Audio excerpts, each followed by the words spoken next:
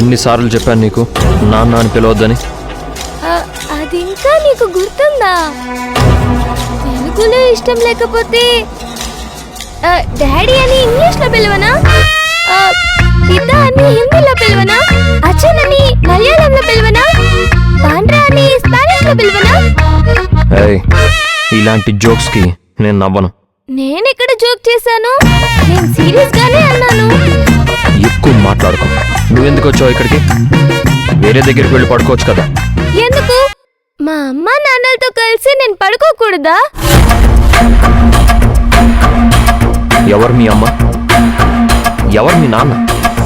చూడు, నువ్వు నా కూతురువి కాదు, అది నిజం.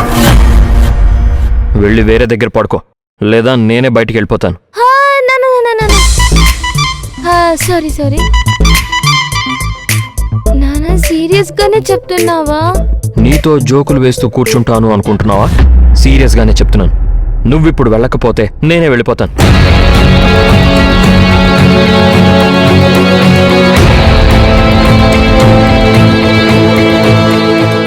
నేనే వెళ్తానులే నాన్న.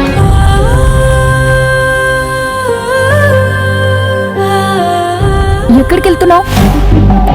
ఇంకా నువ్వు పడుకోలేదా? అది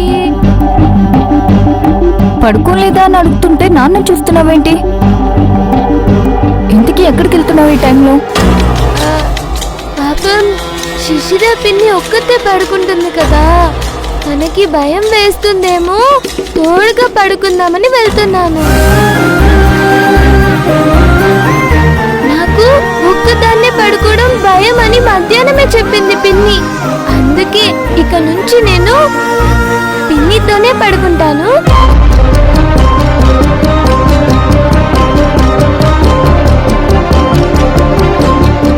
అదంతా ఏం అవసరం లేదు, నువ్వు నాన్నతోనే ఉండు. నేనే వెళ్ళి శిశిరతో కలిసి పడుకుంటాను. అది కాదమ్మా. శిశిరకి భయం వేస్తే నీకు భయం వేస్తుంది కదా? లేదమ్మా, నాకు భయమే లేదు. నువ్వు ఈ గదిలోనే పడుకో, సరేనా? నేను శిశిర పిన్నితో కలిసి పడుకుంటాను. Please please please. అరే భవాని, ఆగు.